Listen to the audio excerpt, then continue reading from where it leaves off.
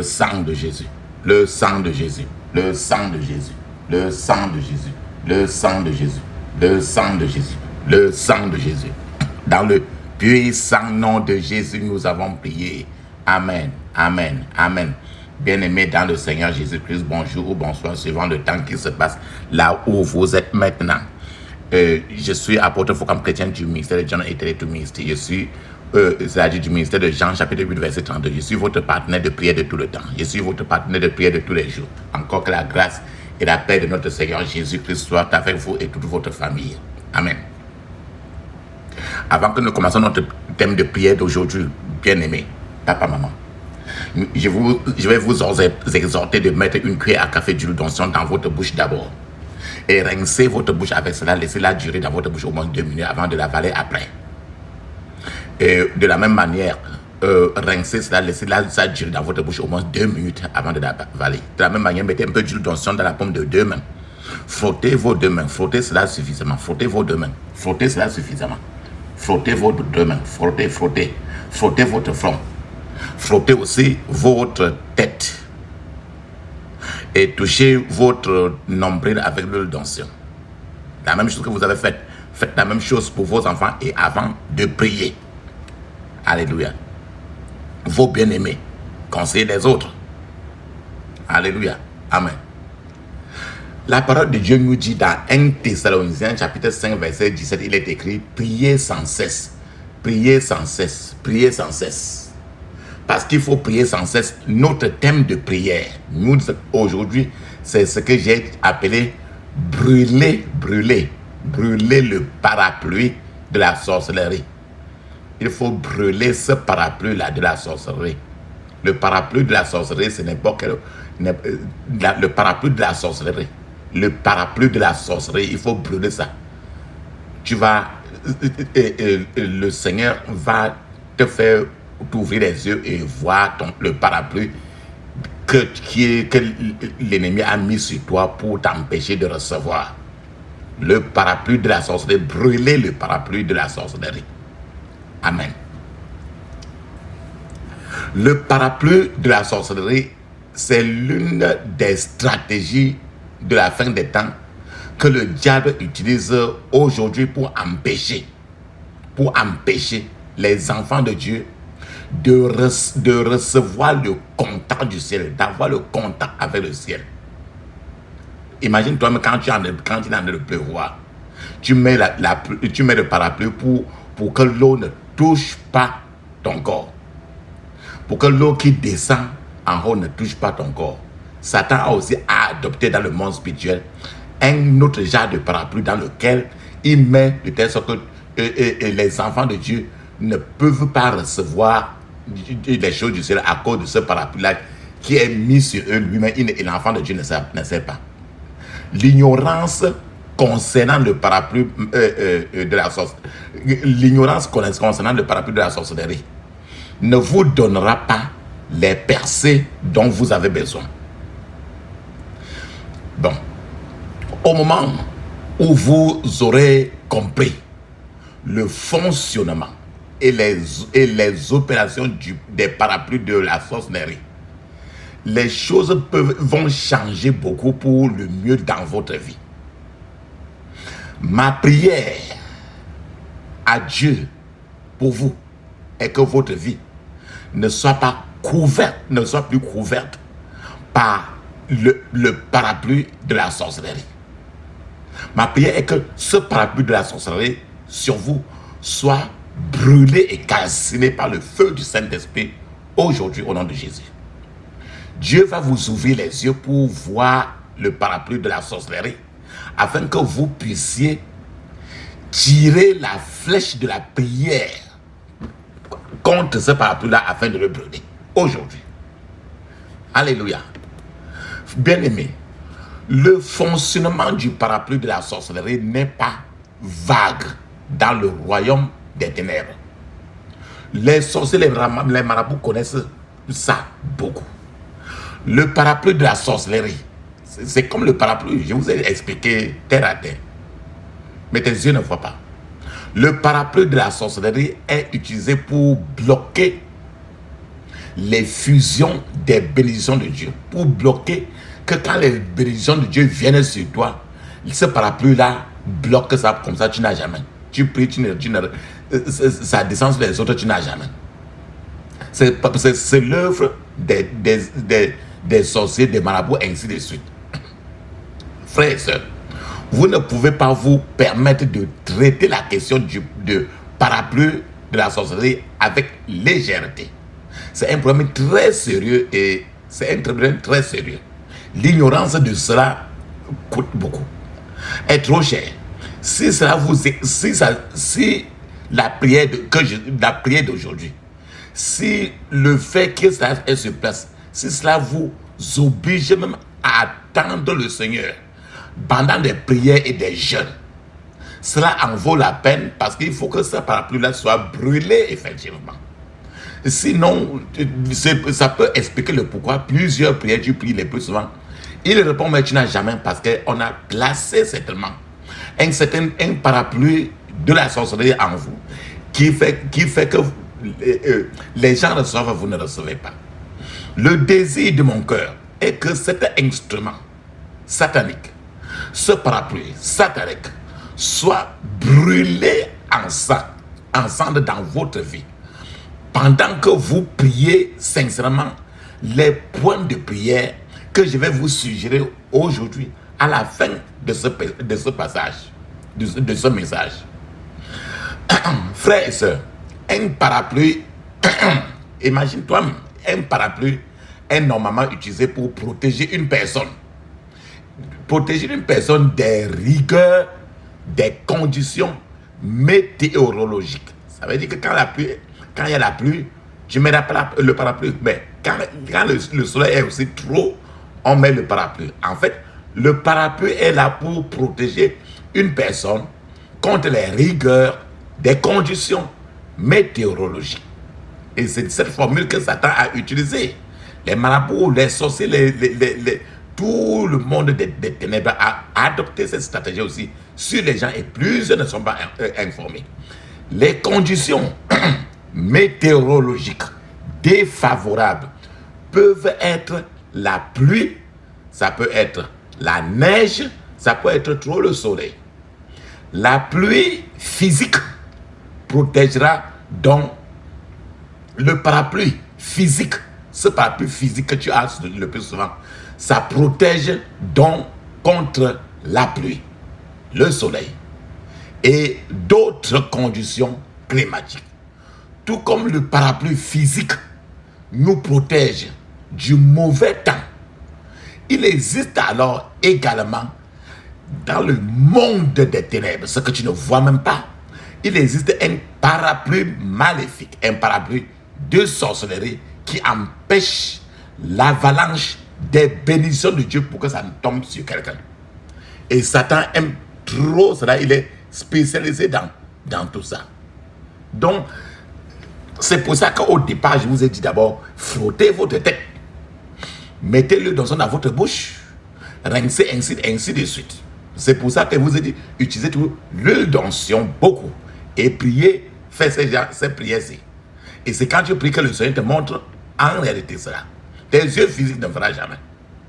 Le Dieu du ciel est spécialisé dans l'éblouissement de son peuple par des surprises. Pendant que tu pries, le Seigneur peut te surprendre beaucoup par des choses très positives.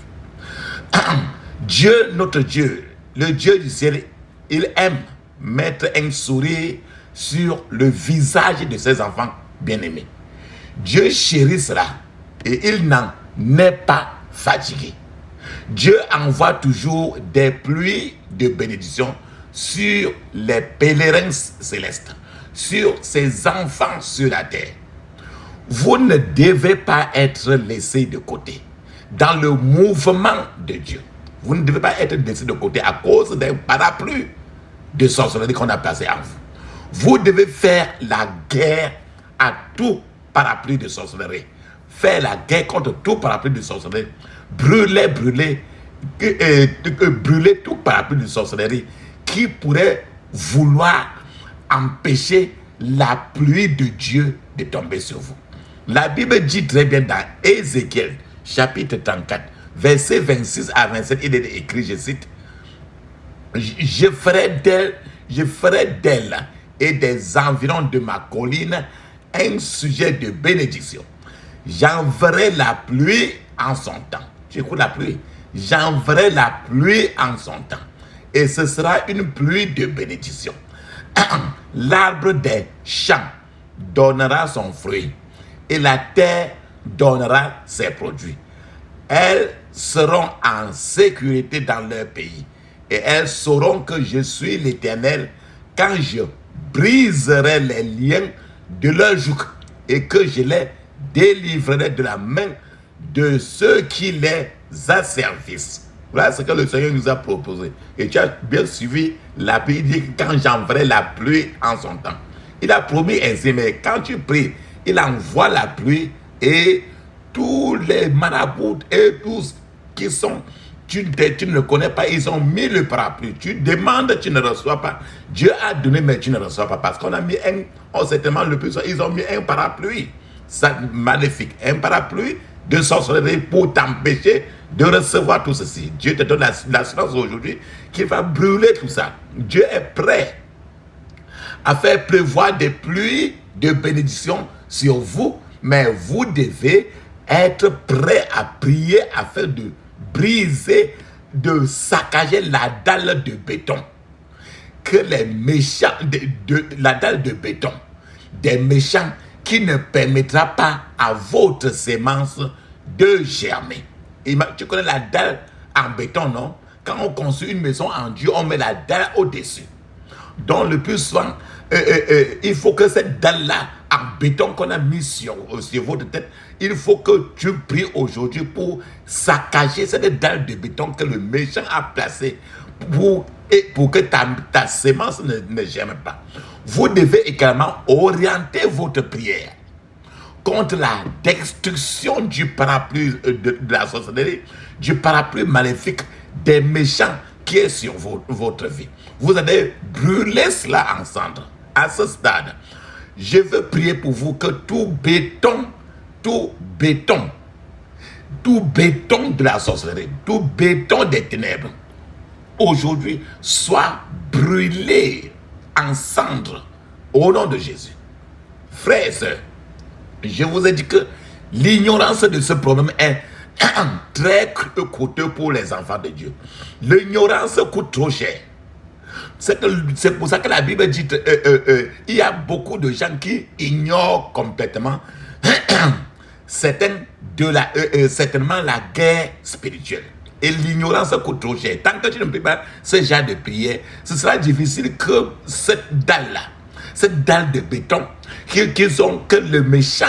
les méchants autour de vous ont placé et ça fait que vous n'arrivez pas à avancer.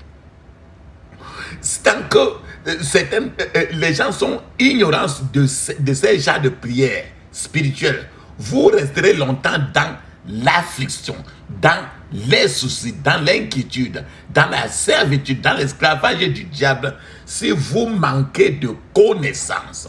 Si vous ne savez pas que cette parapluie même existe et que vous ne savez même pas quel genre de prière faire pour briser la dalle de béton des ténèbres qu'ils ont placées en vous. C'est ça qui empêche même d'autres fois des gens même de se marier. C'est la connaissance qui vous équipe pour mener des batailles spirituelles. Pourquoi il dit cela? La Bible nous dit très bien, dans Osée chapitre 4, verset 6, il est écrit, « Mon peuple est détruit parce qu'il lui manque la connaissance.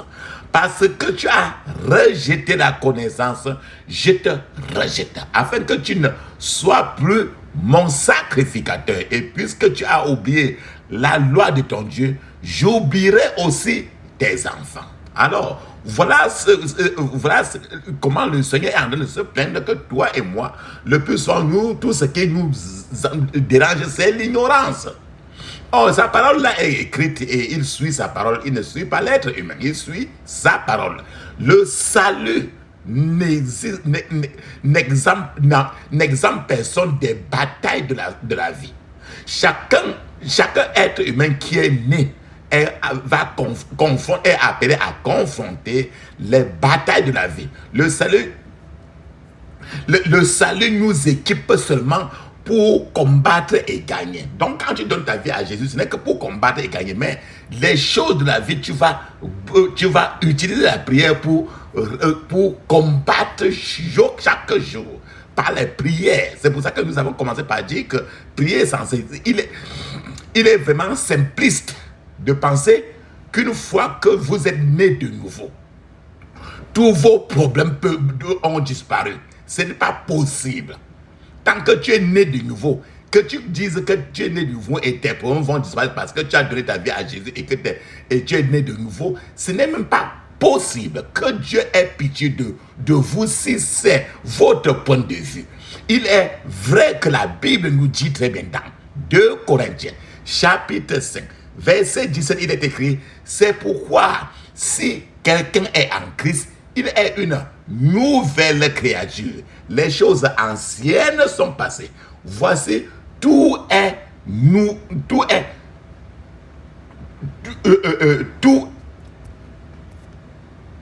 voici, toutes choses sont devenues nouvelles. Ce passage de 2 Corinthiens chapitre 5, verset 17, n'exclut pas du tout le ministère de délivrance.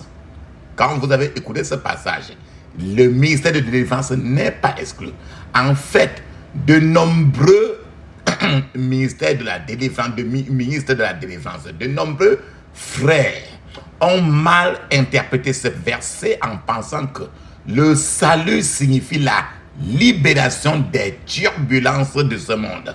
Certains de ces frères ministres de la délivrance, certains de ces frères ont maintenant commencé même à faire le ministère de la délivrance même à plein temps. Il n'en est pas réaliste de penser que le salut vous purifie automatiquement de toutes les implications sataniques passées. Quand vous avez donné votre vie à Jésus, ou quand vous avez remis votre vie totalement à Jésus, maintenant, il faut passer maintenant par la purification totale. Il faut maintenant enlever tous les dépôts qui étaient déjà en vous depuis des années. Il y a des cas où vous devez peut-être même entreprendre de sérieux exercices de prière avant de pouvoir profiter de la liberté qui est en Jésus-Christ. C'est-à-dire que bien après, quand vous êtes devenu né de nouveau, quand vous avez remis votre vie à Jésus, maintenant, tous les dépôts de choses qui sont en vous doivent maintenant être enlevés. Ceci est ce que nous appelons la prière, la guerre spirituelle pour enlever tous ceux qui vivent déjà depuis. Parce que maintenant, quand vous avez donné votre vie à Jésus, maintenant vous avez pris tout ça, vous avez tout simplement déterminé que votre Père maintenant est Jésus-Christ et que dans la guerre maintenant, il va intervenir. Or, ce qui n'était pas le passé, ce qui fait que vous devez maintenant lutter, il va vous soutenir. Jésus-Christ explique clairement qu'être sauvé ne signifie pas manger du pain et du beurre tout le temps. En fait, la vie chrétienne n'est pas un lit de roses. Ce n'est pas un lit tapissé. Ce n'est pas la vie chrétienne. Vous devez savoir que même les roses, les fleurs roses ont des épines. Il faut un chrétien qui est à genoux pour gagner les batailles de la vie. C'est pour ça que la Bible nous dit très bien, priez sans cesse. C'est pas parce que tu as donné ta vie à Jésus que tu ne dois pas passer le temps à prier beaucoup. C'est lorsque vous êtes à genoux que vous vous tenez debout. C'est quand plus tu es à genoux, plus tu es vraiment debout. Moins tu es à genoux, moins tu es debout. Jésus lui-même souligne l'importance du ministère de délivrance dans les Écritures. Comme Jean chapitre 16, verset 33, il est écrit, « Je vous ai dit cela, afin que vous ayez la paix dans vos cœurs à cause de moi. Pendant que vous êtes dans le monde, vous aurez à souffrir. Mais prenez courage, j'ai vaincu le monde. » Voilà ce que Jésus le dit dans Jean chapitre 16, verset 33. Alors, il a encore insisté dans Jean chapitre 17, verset 1, il a écrit, je cite, « Lorsque Jésus eut fini de dire ces choses, il leva les yeux au ciel et dit, « Père, l'heure est venue. glorifie ton Fils afin que le Fils puisse te glorifier. Alors, frères et sœurs, naître de nouveau n'est pas la solution absolue pour être délivré des attaques sataniques, de l'oppression et de la répression. Cela, naître de nouveau, ouvre seulement la porte à la solution des problèmes de quelqu'un. Vous devez prêter attention à tout ce qui sera discuté aujourd'hui si vous voulez vraiment que le parapluie de la sorcellerie, le parapluie maléfique soit retiré de votre chemin, soit retiré de vous. Prenez note de cela. Les chrétiens nés de nouveau subissent des attaques sataniques tous les jours. Allez-vous me dire que vous n'avez jamais vu un chrétien né de nouveau se faire attaquer auparavant pendant qu'il dort ou bien dans tous les carrefours de sa vie? Même si vous n'en avez pas vu un, vous devez en avoir entendu parler. La plupart des attaques surviennent lorsque vous ne parvenez pas à vous aligner parfaitement avec la parole de Dieu. Je vous ai expliqué aujourd'hui en évoquant les paroles de Dieu que le Seigneur Jésus-Christ lui-même en a insisté. Certains domaines de votre vie dans lesquels vous pourriez ouvrir la porte aux attaques de Satan sont examinés aujourd'hui et je vais vous donner ces domaines de votre vie-là. Que vous soyez chrétien ou pas, vous devez prêter attention aux moindres détails de ces domaines de la vie afin de ne pas être victime des attaques du diable. Le premier domaine dans lequel les gens subissent trop les attaques, c'est le péché connu et la rébellion. Le péché, il y a les péchés que chacun a et que chacun cache et qu'il connaît, et la vie de la rébellion. En réalité, j'explique alors ce problème d'abord.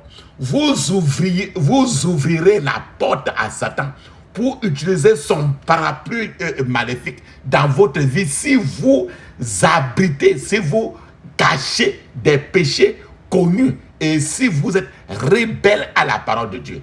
Papa, maman, savez-vous que le diable est l'accusateur des frères?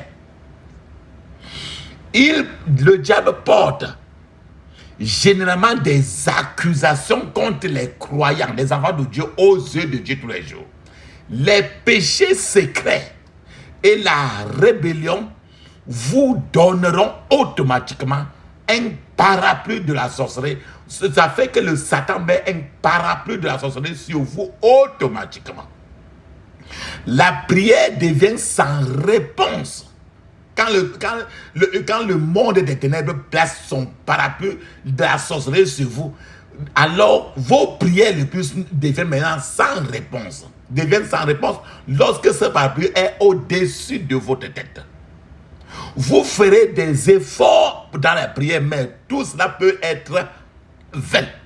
C'est pourquoi il est nécessaire que vous restiez à l'écart des péchés que vous connaissez. Ce n'est pas quelqu'un qui va vous dire. Parce que vous connaissez et Dieu sait. Il attend que tu restes à ta place là, tu évoques, tu le dis clairement avec tous les détails, tu ne globalises pas. Et tu confesses que tu es rebelle. Et tu décides de changer pour qu'il efface maintenant pour que le parapluie, pour que Satan n'ait plus l'occasion de placer son parapluie sur toi. Le deuxième domaine de votre vie dans lequel vous pouvez facilement ouvrir la porte à Satan, c'est le traumatisme émotionnel et la dépression. En réalité, ne prenez pas du temps toujours dans les pleurs. Dieu est toujours sur le trône. Lorsque vous traversez un traumatisme émotionnel et une dépression, tous les espoirs et toutes les attentes et tous vos attentes vont s'effondrer. Rien de bon ne semble vous arriver. C'est pourquoi vous devez surmonter un traumatisme émotionnel afin qu'il ne vous abatte pas. Certains enfants de Dieu hommes comme femmes semblent porter le fardeau du monde entier sur leur tête. Déchargez les fardeaux des gens de vous. Certains gens sont toujours en train de porter les sacs qui ne les concernent pas sur leur tête, et avec ça, ils sont trop assassinés. Ces gens-là marchent avec un visage long, comme si Dieu ne pouvait pas résoudre leurs problèmes.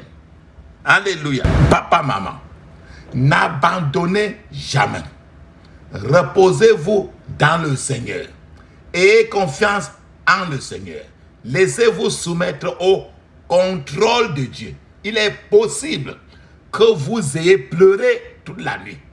Mais je veux vous dire que votre matin est arrivé aujourd'hui.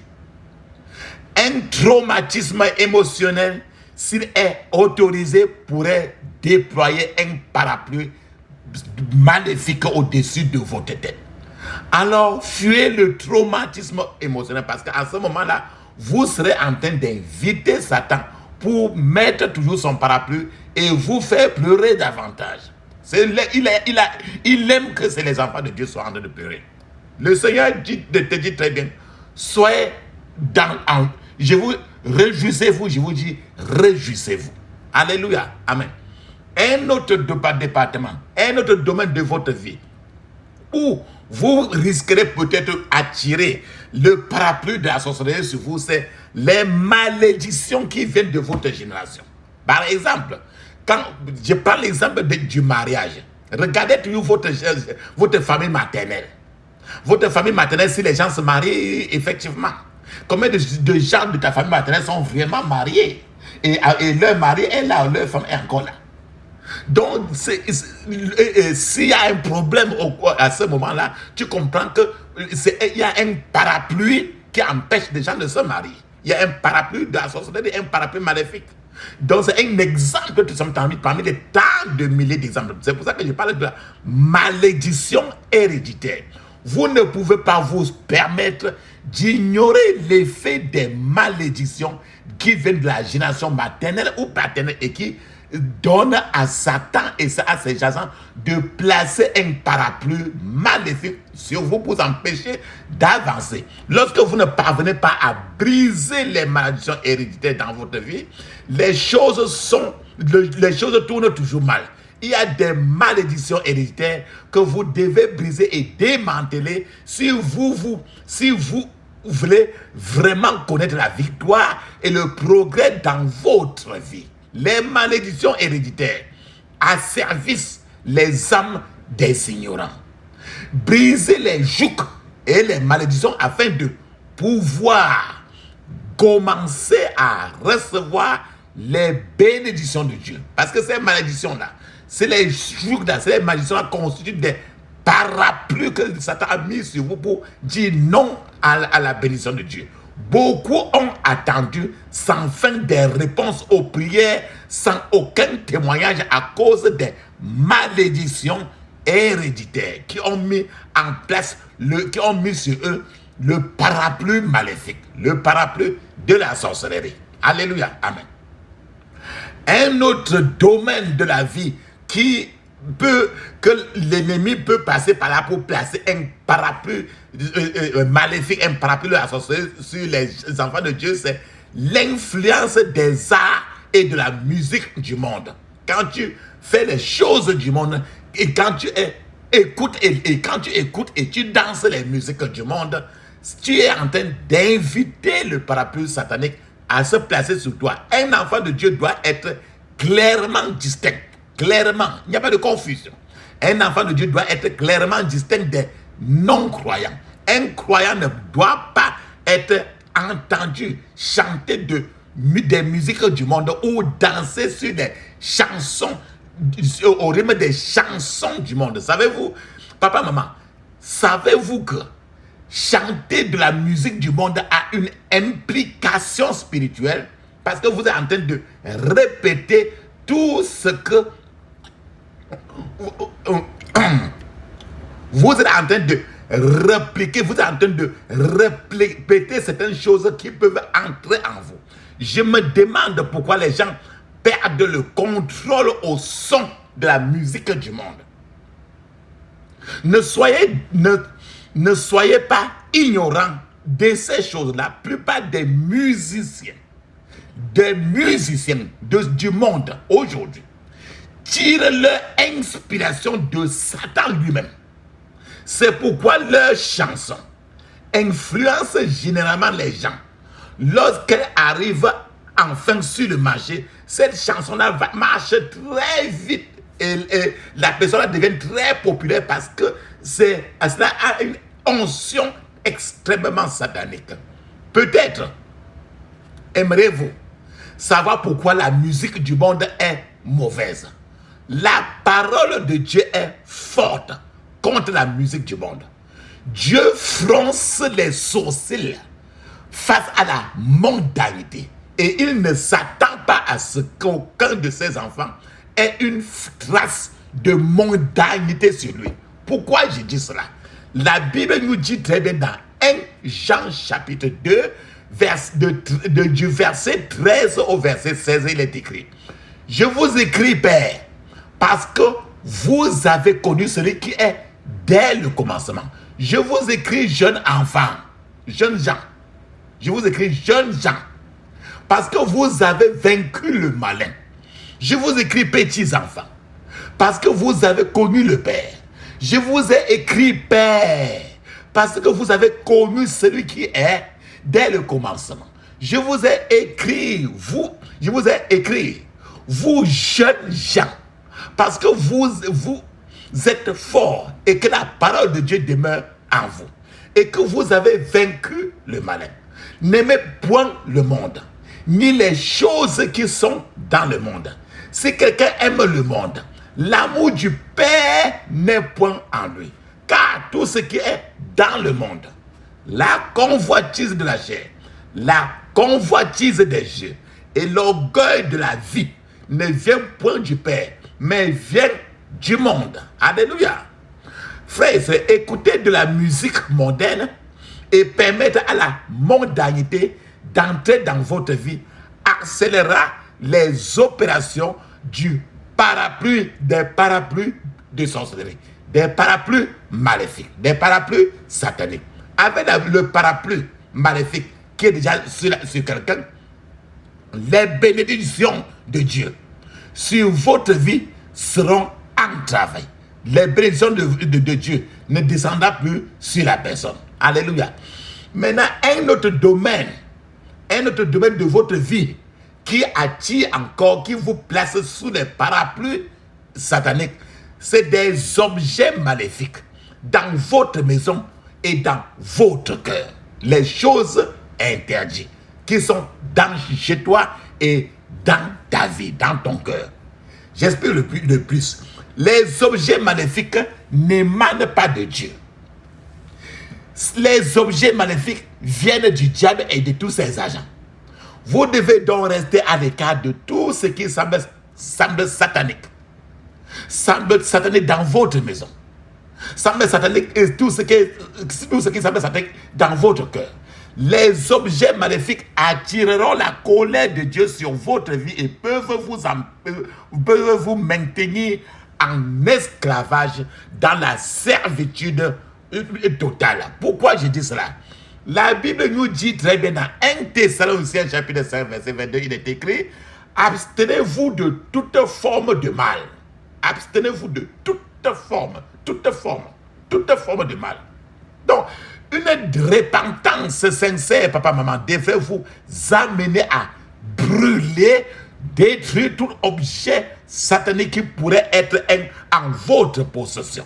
Il n'est pas possible que Dieu et Satan règnent en vous en même temps. Vous ne pouvez pas servir Dieu et maman.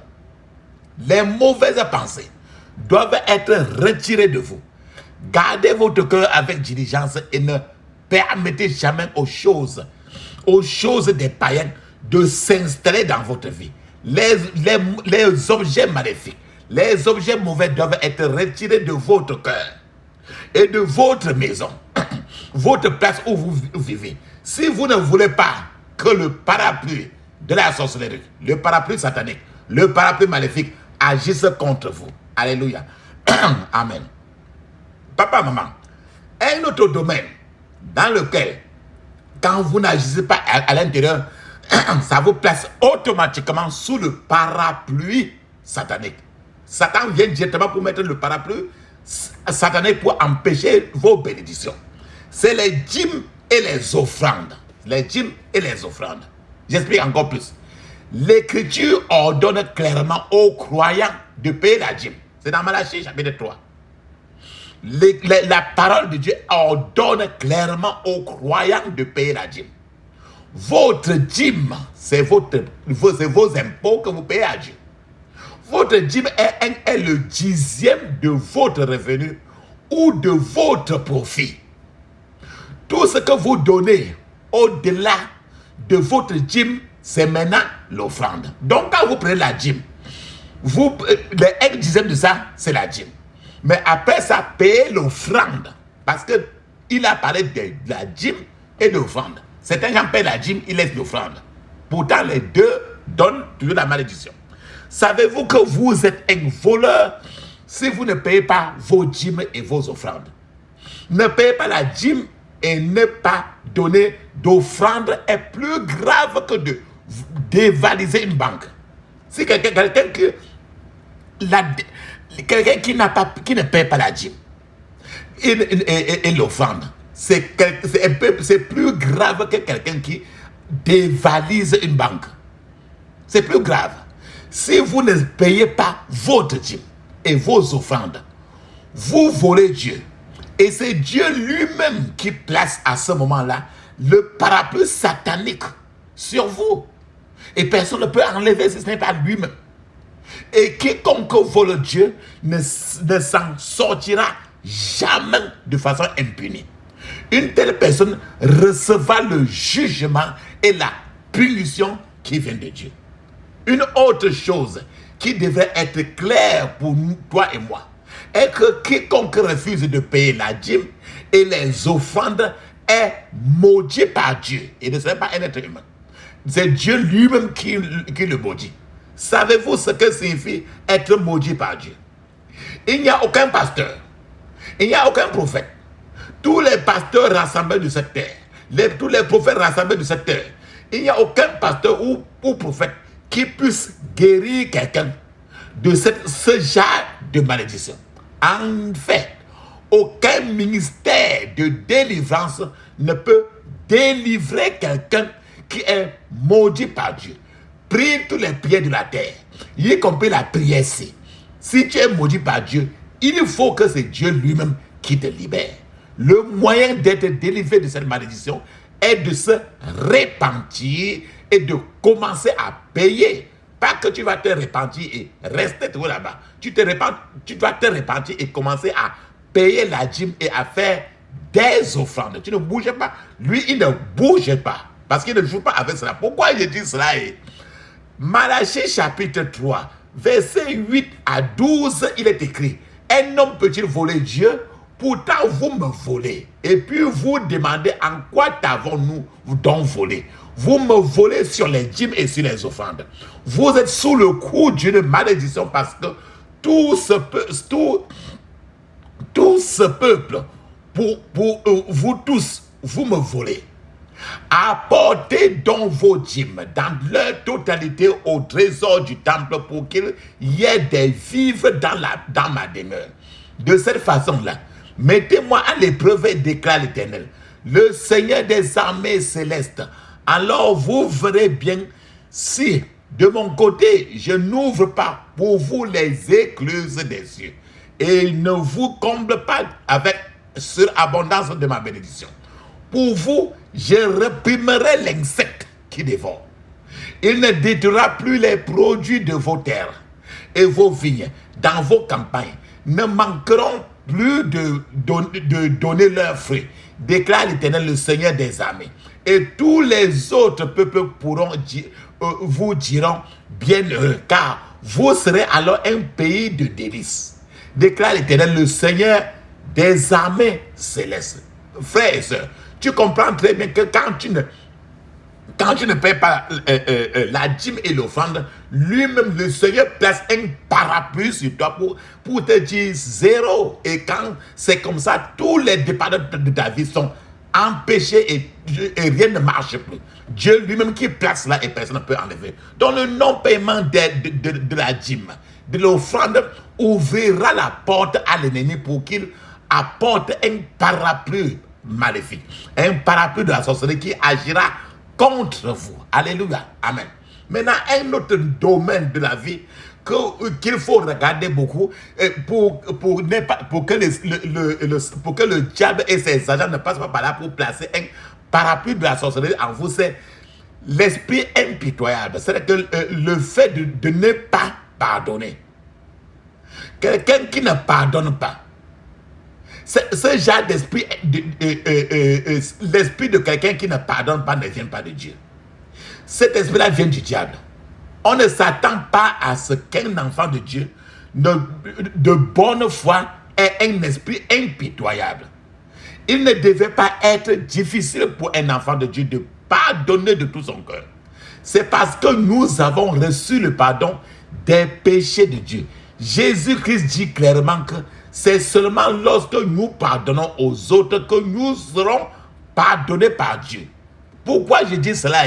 La Bible nous dit très bien dans Matthieu 6, verset 14 à 15, il est écrit: car si vous pardonnez aux hommes leurs offenses, votre Père céleste vous pardonnera aussi. Mais si vous ne pardonnez pas aux hommes, votre Père ne vous pardonnera pas non plus vos offenses. Donc, un esprit impitoyable, un esprit de quelqu'un qui ne pardonne pas, permettra à l'ennemi de commettre toutes sortes d'atrocités dans la vie de la personne. Alléluia.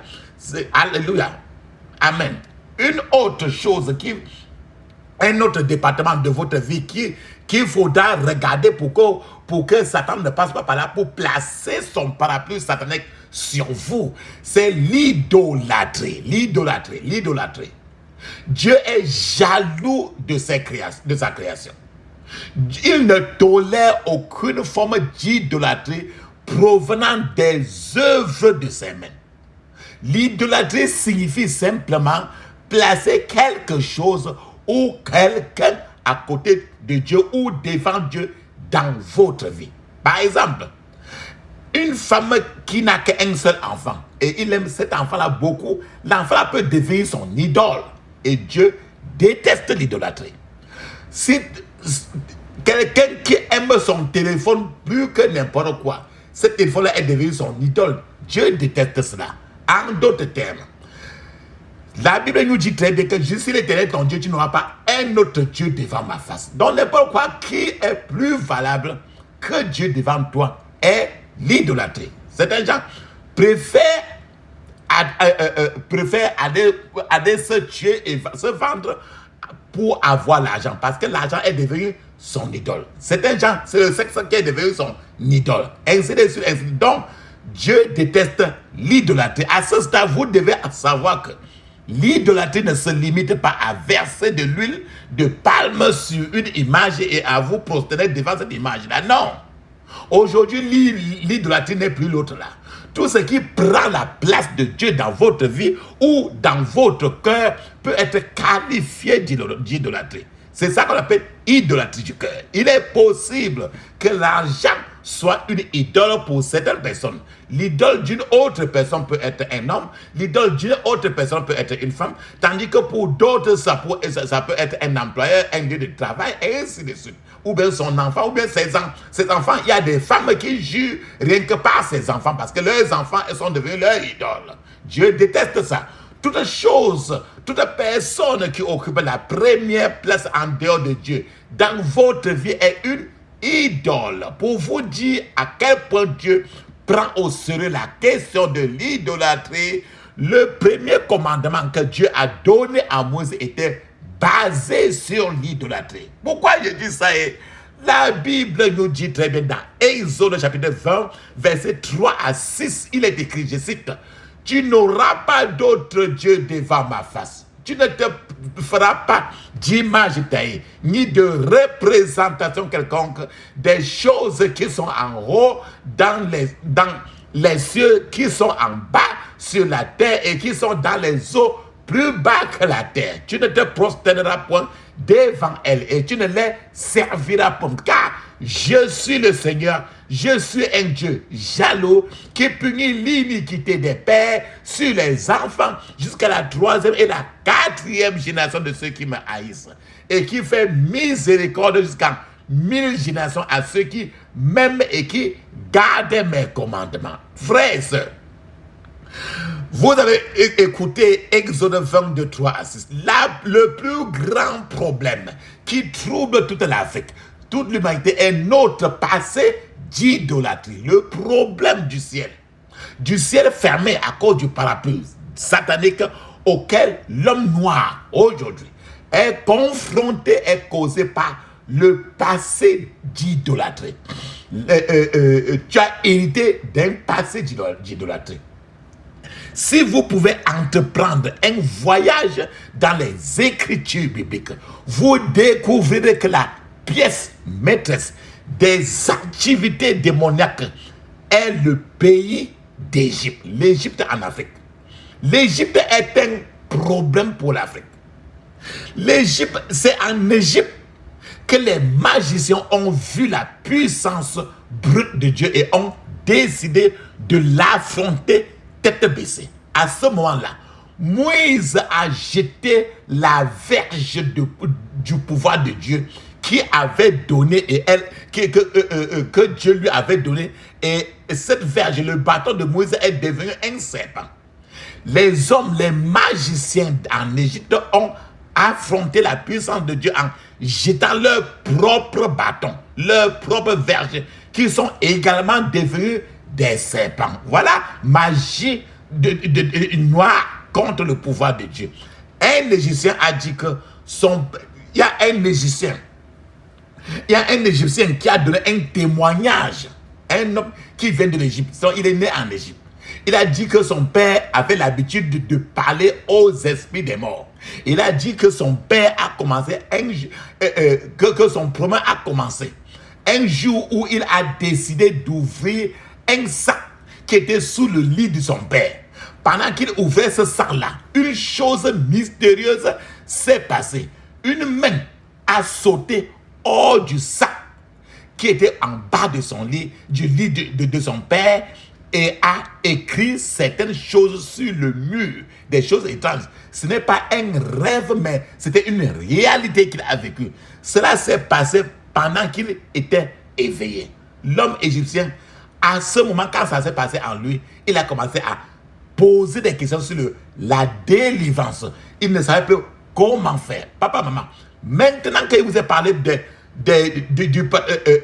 pouvoir, des domaines que vous devez regarder pour ne pas être soumis au parapluie de la sorcellerie. Maintenant, là, comment enlever, comment pouvez-vous faire maintenant pour brûler le parapluie de la sorcellerie? Comment enlever ce parapluie de la sorcellerie de vous? J'ai cité.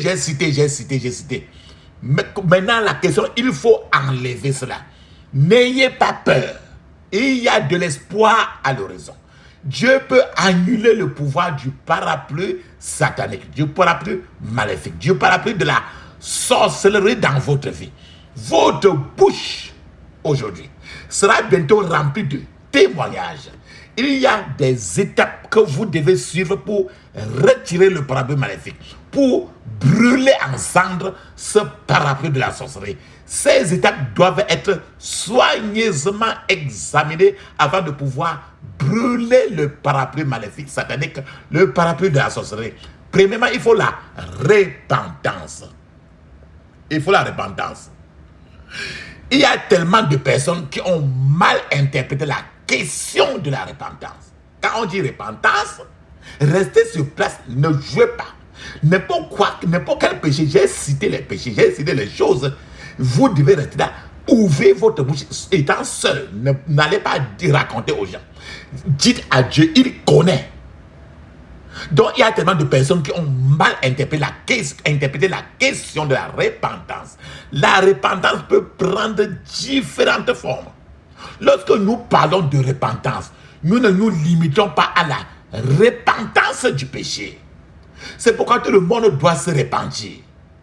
De repentir du dirigeant aux hommes de Dieu de l'Église. Votre repentance ne sera peut-être pas celui du péché, mais celui de ne pas avoir fait assez pour Jésus-Christ. Peut-être que vous n'avez plus de péché caché, mais le Seigneur vous a dit de travailler plus que tu ne le travailles là. Vous ne le faites pas. Vous devez vous repentir. Pourquoi je dis cela? 2 Chroniques, chapitre 7, versets 13 à 14, il est écrit, je cite: si je ferme le ciel pour qu'il n'y ait pas de pluie, si j'ordonne aux sauterelles de dévorer le pays, si j'envoie la peste parmi mon peuple, si mon peuple sur lequel est invoqué mon nom s'humilie, prie et recherche ma face, s'il revient de ses mauvaises voies, je l'exaucerai des cieux, je lui pardonnerai son péché et je guérirai son pays. Écoute, dans 2 Chroniques 7, de 13 à 14, il dit, le Seigneur dit lui-même, il peut placer un parapluie pour empêcher que tu ne reçoives de lui, parce qu'à cause de la rébellion, parce que tu n'as pas voulu faire ce qu'il te demande de faire. Donc si je ferme le ciel, quand nous parlons de parapluie maléfique, c'est le ciel fermé des gens. Donc la repentance signifie un retournement de la situation, et c'est l'une des armes les plus puissantes de la guerre spirituelle. Dès que vous vous repentez, vous allez affaiblir la force de votre ennemi. La repentance parfaite exige que vous disiez la vérité dans tous les domaines de votre vie qui pourraient être discutables. Sans être honnête, vous ne pouvez pas être libéré. Pourquoi je dis ça? La Bible nous dit très bien dans Jean 8, 32. Alors vous connaîtrez ce qui est vrai et cela vous rendra libre. Vous connaîtrez la vérité, cette vérité-là vous rendra libre. Savez-vous qu'il est possible que vous commettiez des péchés dans l'église sans en parler? C'est pourquoi vous devez sonder votre cœur et découvrir si ce que vous faites est un péché.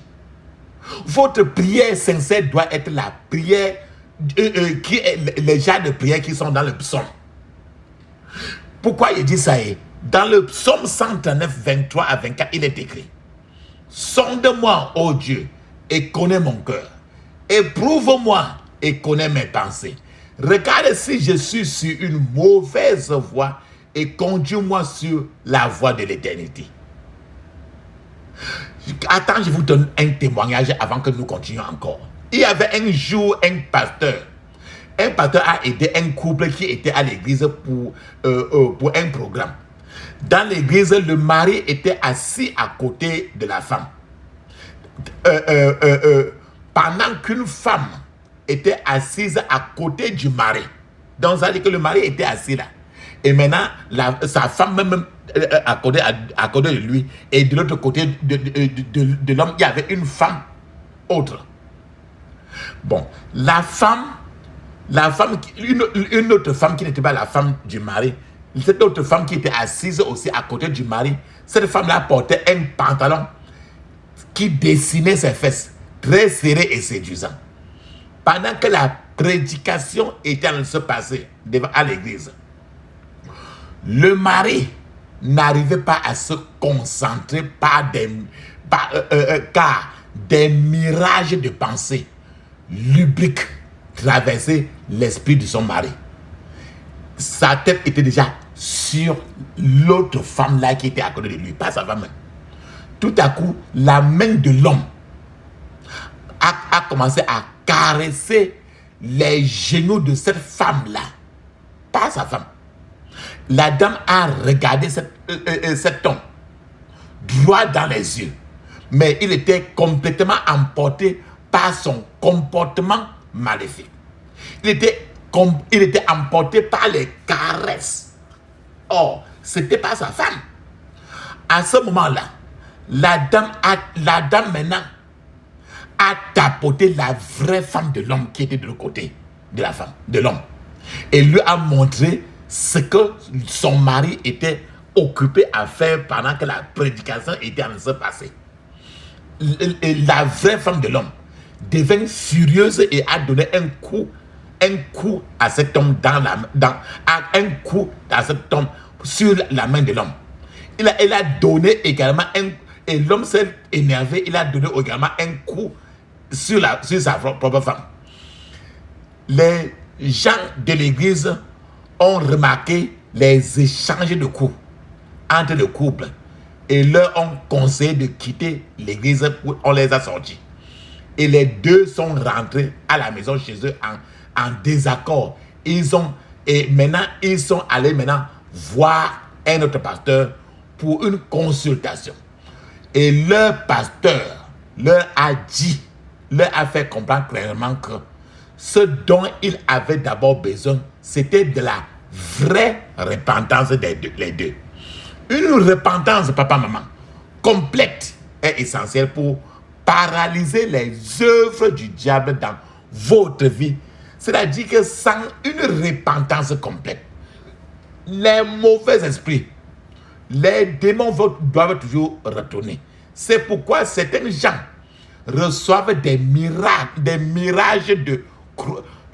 certains gens reçoivent des miracles de la croisade pour découvrir qu'elles ont perdu encore les mêmes miracles. Parce que la repentance n'est jamais complète. Les exercices spirituels, les cris, l'invocation du feu du Saint-Esprit ne seront qu'un simple divertissement sans repentance. C'est-à-dire que pour n'importe quoi, avant que tu ne passes le temps à prier, va dans la repentance, confesse d'abord tout clairement pour que quand tu pries maintenant, alors le Seigneur t'aide à enlever. Mais quand tu n'es pas repenti, Satan a toujours le droit de rester. C'est la repentance qui vous ouvrira les cieux et répondra à vos prières. Lorsqu'une activité pécheresse est arrivée, Satan n'aura plus d'emprise légale parce que vous vous êtes repenti. Alléluia. Cela me rappelle aussi un couple qui s'est marié sans exposer les détails de leur vie l'un à l'autre.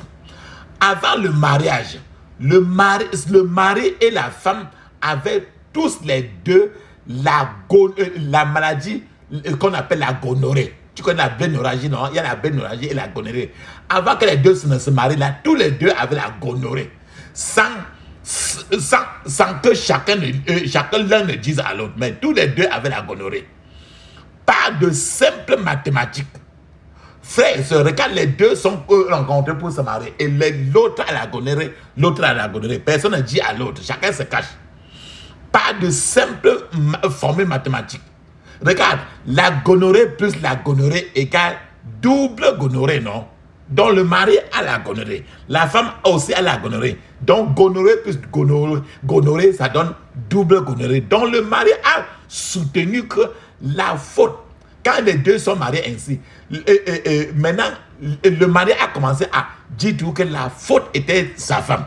La femme disait également que la faute était celle du mari. À leur insu, tous deux ont, dans le passé, avant qu'ils se marient, tous deux consultaient le même médecin pour la guérison de cette gonorrhée, de cette maladie infectieuse. Ils sont donc allés voir le même médecin qu'ils avaient rencontré avant leur mariage.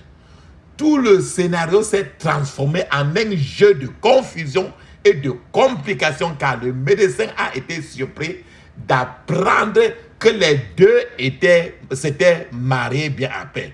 Ils étaient dépassés, surpris lorsqu'ils ont découvert qu'ils jouaient à des jeux l'un avec l'autre. Ils étaient en train de jouer les jeux de cache-cache l'un avec l'autre. C'est ce que la repentance incomplète peut faire coûter les gens. Si les deux s'étaient ouverts l'un à l'autre et c'était complètement répandu. Le démon de la gonorrhée aurait quitté leurs deux corps, mais comme les deux ont joué au cache-cache, le démon, Satan a maintenu le parapluie de la maladie sexuelle sur les deux. Au moment de la repentance, papa, maman, l'épouse et le mari spirituel quitteraient un fornicateur. Mais tant qu'une personne continue à dénuder un homme ou une femme dans le laboratoire de son cœur, l'épouse ou le mari spirituel va rester. Ce fait n'exclut personne. Les gens mariés, les gens célibataires peuvent tous deux tomber dans ce genre de péché. Pourquoi je dis cela? La Bible nous dit très bien dans Actes des Apôtres, chapitre 17, verset 36 à 37, il est écrit: Dieu, sans tenir compte des temps d'ignorance, annonce maintenant à tous les hommes en tout lieu qu'il est à se repentir, parce qu'il a fixé un jour où il jugera le monde selon la justice par l'homme qu'il a désigné et dont il a donné à tous une preuve certaine en le ressuscitant des morts. Alléluia. Une personne qui ne se repent pas est un échec total à l'école de la délivrance. Donc, pour que tes prières profondes avancent, la repentance doit être totale. Tout péché habilement dissimulé, tout péché habilement dissimulé et caché fera de vous un objet de risée entre les mains du diable. Le diable va aimer, il va placer son parapluie maléfique, son parapluie satanique en vous. Les péchés non confessés rendront vos prières impuissantes, faibles. Certains d'entre nous ne semblent pas comprendre ce qui se passe dans le domaine spirituel. Dès qu'un chrétien prie pour détruire les œuvres du diable, le démon qui est en action derrière la vie de la personne lance du coup un appel au quartier général satanique où les données spirituelles d'un tel chrétien sont dûment vérifiées dans les records que Satan a. Donc, si l'on découvre que le chrétien a des péchés non confessés ou des péchés cachés comme la fornication, comme l'adultère, comme l'idolâtrie, comme la colère, il y aura des problèmes. C'est pour ça que la confession est très clé, plus que la délivrance même. Un tel chrétien ne finira que par l'échec si cette confession n'est pas faite et de façon très complète. Dieu veut toucher votre vie, papa, maman, et la changer pour le bien. Mais vous devez être prêt à vous repentir. Alléluia. Après la repentance, il faut maintenant un discernement dans votre vie. Pourquoi je dis ça? Vous ne pouvez pas vous permettre de vivre une vie sans discernement à un moment comme celui-ci. La puissance, les pouvoirs de l'enfer, le pouvoir de la méchanceté spirituelle dans les lieux célestes deviennent de plus en plus avancés dans leurs opérations. L'époque dans laquelle nous vivons est une époque pleine d'activités démoniaques de haut niveau. Il est donc nécessaire que vous ayez l'esprit de discernement chez les autres pour être victorieux dans la vie. Il est important de discerner contre quoi vous combattez. Il en est ainsi parce que la plupart des esprits mauvais ne sont pas faciles à identifier. La survie de ces esprits-là, de tous ces démons-là, dépend de la dissimulation de leur identité. Vous avez besoin de conseils et d'instructions pour savoir contre quoi vous combattez. C'est pour ça que ces prières sont des prières à faire tous les jours. D'ailleurs, priez 3 fois par jour. Le roi David priait 3 fois par jour. C'est pourquoi vous devez prier régulièrement et être clair avec Dieu. Après le discernement, il vous faut la persistance dans la prière. La persistance est attendue de vous avant que vous puissiez gagner certaines batailles de cette vie-ci. C'est-à-dire que, j'explique le plus, être persévérant, c'est ne jamais abandonner ou se rendre au diable.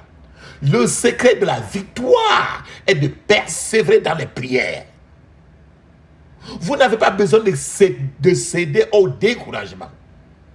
Vous n'avez pas besoin de céder à la voix du diable. Dieu vous montrera sûrement le chemin de la victoire si vous restez persévérant. Après la persévérance, ce que vous avez besoin encore, c'est la violence dans la prière. Pourquoi je dis cela? La violence est le seul langage que le diable comprend. Dans les prières orthodoxes, on dit qu'on prie, on ne prie pas orthodoxe, on prie seulement un peu, on dort là. Ces prières-là, ce temps-là est déjà dépassé. Tu fais ça, le monde satanique, il se moque même de toi. C'est pourquoi vous devez traiter impitoyablement le diable et les agents sataniques par la force. C'est que tous les sorciers marabouts là, vous ne devez pas blaguer avec ça. Et vous allez aller dans le monde spirituel. La guerre spirituelle a besoin de violence et non de paresse. Vous devez lier, attacher l'homme fort par des prières violentes avant qu'il puisse y avoir une victoire, avant de tirer la victoire. Vous avez besoin de violence si vous voulez triompher. Pourquoi je dis ça? La Bible nous dit très bien. Dans Matthieu 11, verset 12, depuis l'époque où Jean-Baptiste apparut jusqu'à cette heure, le royaume des cieux se force. Un passage avec violence. Et ce sont les violents qui s'en emparent. Alléluia. La puissance est dans le sang de Jésus. La puissance est dans le sang de Jésus.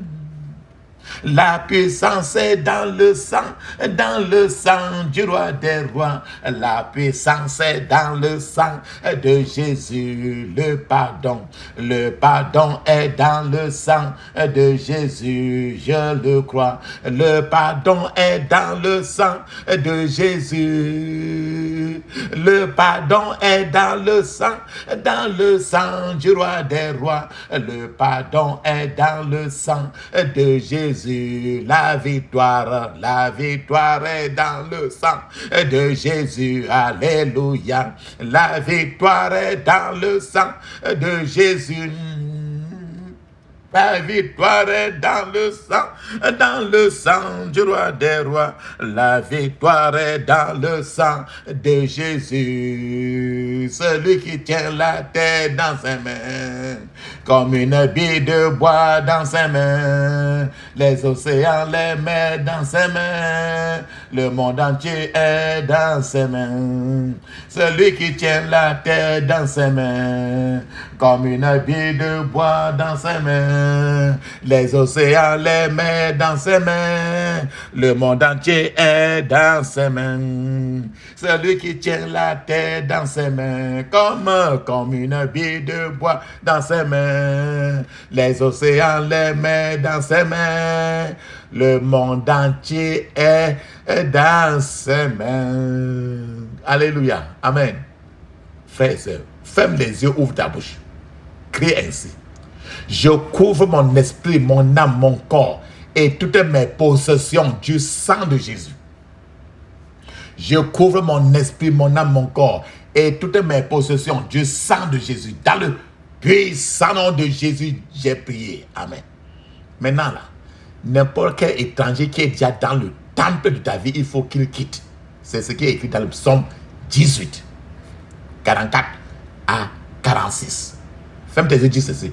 Tout étranger dans le temple de ma vie. Tout étranger dans le temple de ma vie. Meurs au nom de Jésus. Meurs au nom de Jésus. Dans le puissant nom de Jésus, j'ai prié. Amen. Ferme tes yeux, dis ceci. Toute incantation qui travaille contre mon mariage. Toute incantation qui travaille contre mon mariage. Retourne contre l'envoyeur au nom de Jésus. Retourne contre l'envoyeur au nom de Jésus. retourne contre l'envoyeur. Dans le puissant nom de Jésus, j'ai prié. Amen. Ferme tes yeux, dis ceci. Colère de Dieu. Colère de Dieu. Poursuis ceux qui me poursuivent. Au nom de Jésus. Poursuis ceux qui me poursuivent. Au nom de Jésus. Poursuis ceux qui me poursuivent. Dans le puissant nom de Jésus, j'ai prié. Amen. Ferme tes yeux, dis ceci. Feu du Saint-Esprit. Feu du Saint-Esprit. Arrête ceux qui m'arrêtent. Au nom de Jésus. Arrête ceux qui m'arrêtent. Au nom de Jésus. Dans le puissant nom de Jésus, j'ai prié. Amen. Maintenant, tous ceux qui disent, qui ont dit que tu n'auras jamais de paix là, il faut les envoyer les cailloux de feu et pour qu'ils meurent. Lance les cailloux sur eux. Pour comme ça, quand le caillou va frapper sur leur front, ils vont tomber et mourir. Ferme tes yeux, dis ceci. Tous ceux qui disent que je n'aurai pas de paix. Tous ceux qui disent que je n'aurai pas de paix.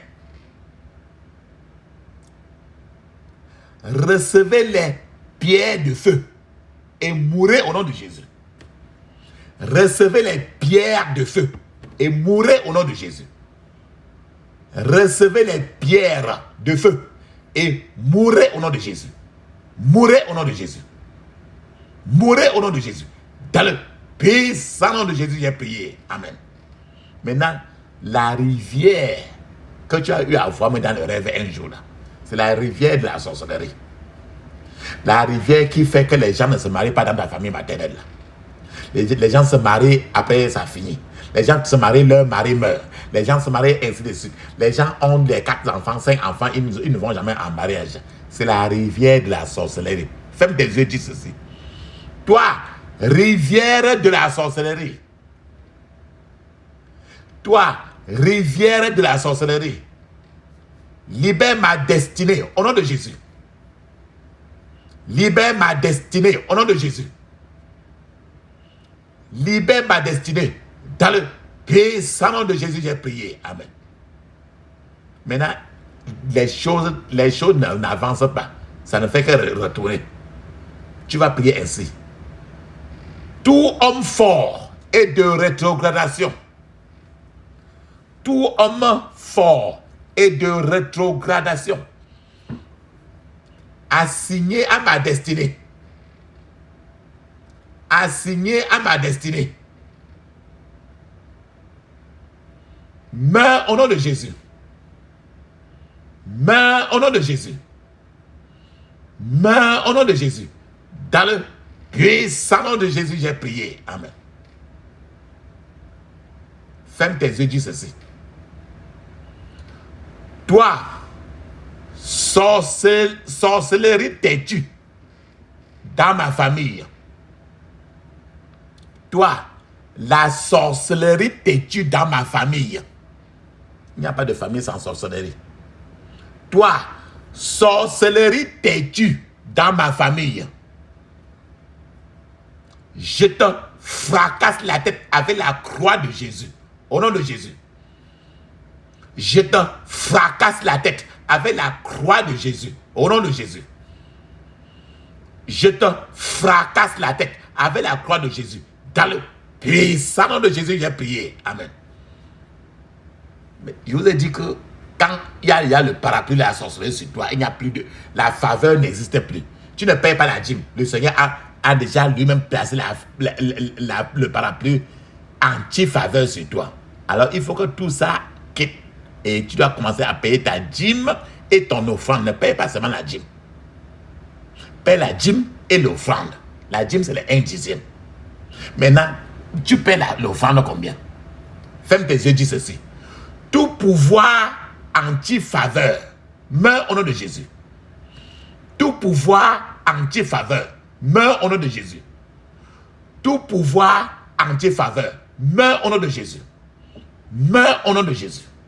Meurs au nom de Jésus. Dans le puissant nom de Jésus, j'ai prié. Amen. Ferme tes yeux, dis ceci.